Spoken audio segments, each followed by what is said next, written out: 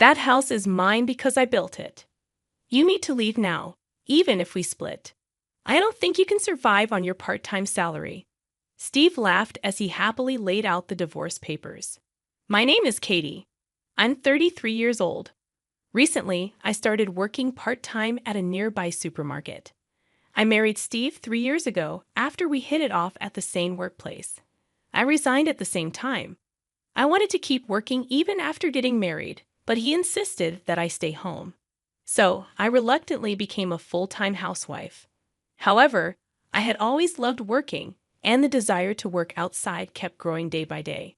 After much persuasion, I finally managed to get a part-time job. We want children but haven't been blessed with any yet. I love cats and wanted to get a pet. But Steve hates cats, so I reluctantly gave up on the idea. Steve, who originally wanted me to be a full-time housewife, didn't like that I started working part-time and started complaining about everything I did. You went to your job again today, huh?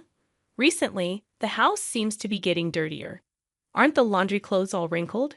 You're not keeping up with the housework at all. That wasn't true.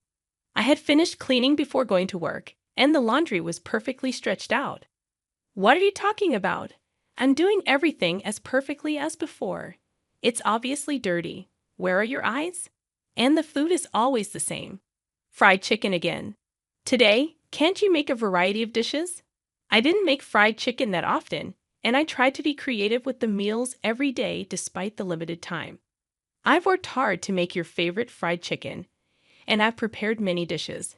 When I talked back a little, he would return with double the intensity. Are you saying you don't have time because of your part-time job? You just pretend to be busy. Don't act so important with just a small job that doesn't even make much money. My earnings were enough in the first place, and it's only because of your selfishness that you're working. Make sure you do the housework properly. Don't make excuses about not having time. It's shameful to sweat and work for such a low hourly wage. Steve always ridiculed my job with abusive words. He had said that he wanted me to be a housewife because he didn't want others to think we were struggling financially. For the sake of his own image, he mocked my part-time work every chance he got, boasting that he made enough money that we didn't need to worry about living expenses. No matter that he was my husband, being demeaned for my work with such horrible words was something even I cannot tolerate. I was infuriated by his words every day. One day we decided to go for a drive to visit Steve's parents' home, where we hadn't been for a while. Although I had been irritated with Steve for a long time, I was happy to go out for a change, since it had been a while. At that time, I had no idea what would happen at my in-laws' house.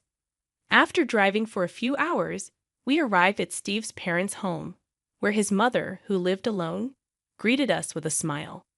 After dinner, which she had prepared, Steve went out to play slots. While doing the dishes with my mother-in-law, her demeanor seemed to change. She was no longer the calm person she had been, and her face became stern as I made coffee, wondering what was wrong. We sat on the sofa, and she began to speak. "Katie, according to Steve, you're working a part-time job. Why do you need to work when he is working so respectably? Also, I hear that you're not managing the housework because you don't have enough time or something due to your part-time job." I was a bit surprised by her sudden words. "No, that's not true. I'm managing everything properly." My mother-in-law, with exaggerated surprise, said, "Oh, I've heard from Steve all about how terrible you were at housework. Lying is useless. He has been enduring this alone. He's tired from work, and it's really pitiful that he has to return to a house full of garbage. You're not making decent meals, are you? Quit that part-time job. No one at your workplace will care if you're not there. They can just hire someone else. Your job is to take care of the house. All right, from now on, focus on the house and properly support Steve. Really, don't embarrass yourself as Steve's wife." My mother-in-law has old-fashioned beliefs, thinking that a wife should stay at home. She got married right after finishing school and has never worked, always being a full-time housewife. Steve also grew up believing that's how a wife should be. That's why both of them dislike the idea of me working outside. Nevertheless, my mother-in-law's words were too harsh. She not only dismissed the job I was working so hard at, but also crudely said that no one would be troubled if I quit. Those heartless words deeply upset me. My part-time job was fulfilling, and everyone was kind. The atmosphere was very positive. Everyone treated me well and relied on me. It was heartbreaking to be spoken about as if I were unnecessary, while she doesn't even know any of this. It was also quite a shock to discover that Steve had been bad-mouthing me behind my back, even though I did take care of our home properly. In fact, I had been working harder than ever on the household chores so that they didn't get neglected because of my part-time job. I knew his job was tough, so I was trying my best to accommodate that. But Steve and his mother were bad-mouthing me over the phone. I didn't want to believe it. After being told such awful things, I was very down for a few days. But then I suddenly remembered my father's face. Since my mother passed away, my father had been living alone in our family home. He lived a bit far from me, and I hadn't visited him recently because I have been busy. I wanted to hear my father's voice, so I called him. Usually, he answers the phone quickly, but that day, the ring went on for a long time. Just as I started to worry, he finally answered. "Katie, it's been a while. Are you well?" Hearing my father's calm voice, I was so relieved that tears started to flow. "What happened? You took a while to answer the phone." "If you're busy, I can call back later," he said, seeming to catch his breath. "No, I'm sorry. I fell down the stairs recently and hurt my back. I can't move around much now. But don't worry about me. I'll be fine soon. By the way, what's up? Is anything wrong?" I was really surprised. My father, who used to be so athletic, had fallen down the stairs and hurt his back. "No, I'm fine. Just make sure to take care of yourself and get better soon. I'll come to visit you soon, so wait for me." "Yeah, I'm okay," he replied. But then I thought, he's already considered elderly, and injuries might take longer to heal. I had always been reassured by his vitality, but suddenly I felt anxious. If he keeps using the stairs every day, he might slip again. Moreover, the stairs in the old family home are a bit steep, and there are high steps in the entrance and bathroom. I became very worried about my father living in that house while protecting his back. What if something happens and he gets seriously injured? I couldn't just sit still. I had always thought it would be good to live closer to him, but I realized there was no time left to hesitate. I made a major decision to build a safer, more accessible home for my father nearby. I had a source of income that I had kept hidden from my husband. I had inherited apartment management from my grandfather. It was originally meant to be my father's, but he had put it in my name in case of emergencies. He had told me it was better not to talk much about it so my husband didn't know. I had saved all the rental income up to now. I would use that money to build a new house for my father. I had caused a lot of worry and hadn't been able to do much to repay him, so now I felt elated thinking about giving my father the best gift of his life. Although I would build it myself, it would involve a lot of money, and I couldn't just keep it a secret. I needed to get Steve's understanding. I was nervous he might come, complain, and reject the idea, but instead he said, "I see. That makes sense.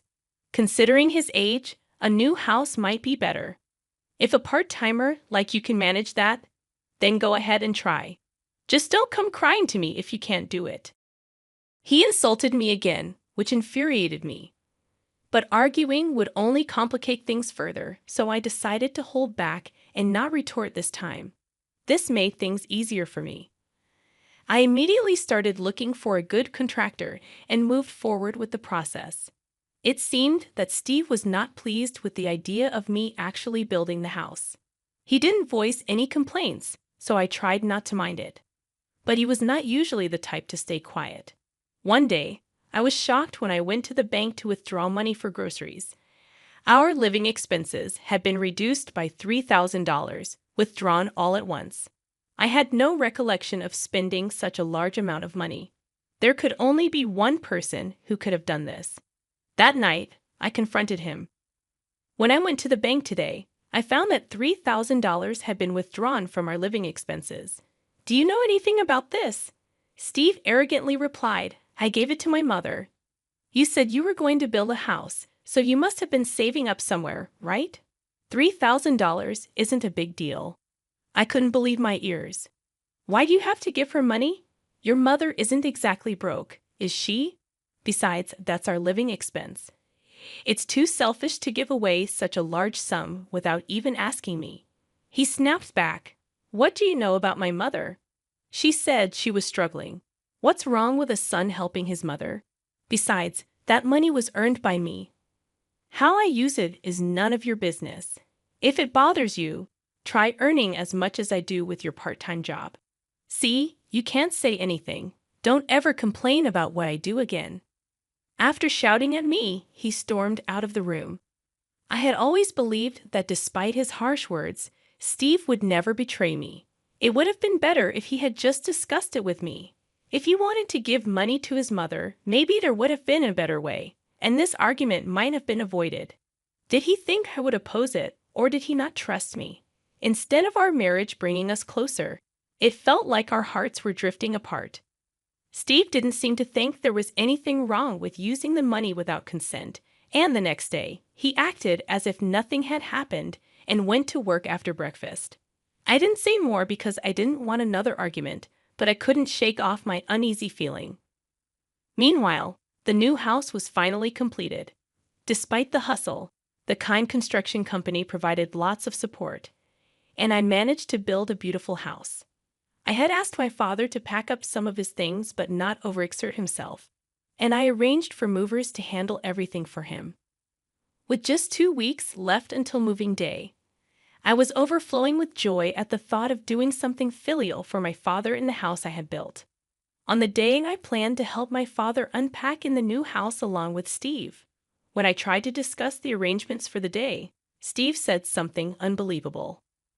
Hey, that house isn't for your father. It's going to be for my mother. I have the right to decide who lives in the house I built, so it's going to be my mother who lives there. I couldn't understand what he was saying. In a panic, I responded, I built that house. It's for my father to live in. There's no way a part-timer like you could build a house. It's my money that built it, so don't get cocky. It seems he truly believed that it was his money that built the house. When I discussed building the house the other day, he easily accepted my idea. Was it because he planned from the start to make it for his mother, not my father? That's a terrible way to do things. Now, I had to prove that I built it with my money. I had no choice but to tell him about the rental income I had kept secret until now. I made up my mind to tell him about it. You made up a ridiculous story just because you want the house. House it as you like. If you're going to lie, at least make it a decent one. He didn't believe me at all and went somewhere. I was at a loss but had no choice but to explain until he understood. As I waited for him to return, he came back with an incredibly grim expression and then blurted out, Hey, you tried to deceive me, claiming you built that house. You're a liar. That house is mine because I built it. You need to leave now. Even if we split, I don't think you can survive on your part-time salary. I was at a loss for words due to the suddenness of it all. That house was built by me, and besides, telling me to leave so suddenly was too much. Sign this and get out tonight. He laughed as he slammed the divorce papers on the table and went to his room. His section was already filled out. After continually belittling me, presenting the divorce papers like that was truly the lowest he could stoop. He must have done this terrible thing to drive me to despair. He probably thought that by bringing up divorce, I would give in and let his mother live in that house. But unfortunately for him, I had enough income to live on my own without him. This act of his was the last straw for me. I signed the divorce papers and submitted them, then hurriedly packed my bags and left the house to go to my father's home. My father was surprised to see me arriving suddenly with big luggage, but he warmly let me come in. After I told him everything that had happened up to today, he patted my back and said, You've had a tough time. Then you can live with me in the new house. That would make me happy. The moving day arrived, and everything went smoothly because I was there. We successfully moved in without any problems. I found it a bit eerie that my ex-husband hadn't made any contacts after making such a fuss, claiming the house was his. But I tried not to worry because I didn't want to think about someone I was divorced from. Then, a few days after starting life in the new house with my father, something unbelievable happened. It was noisy outside, and when I looked out the window, I saw a large moving truck stopped, claiming they were moving to this house. I hurried to the mover and asked what was happening.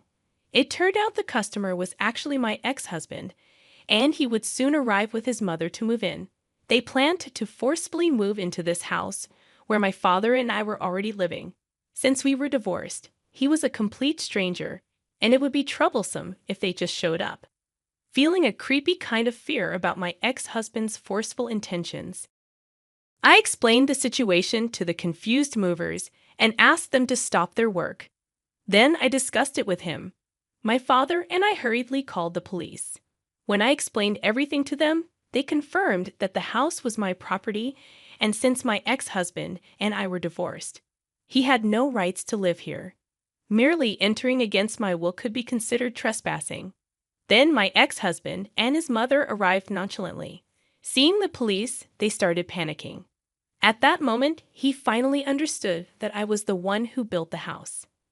However, with his mother panicking beside him and being bombarded with questions by the police, he had already lost his composure and shouted, "What is this? Why can't I live in this house?"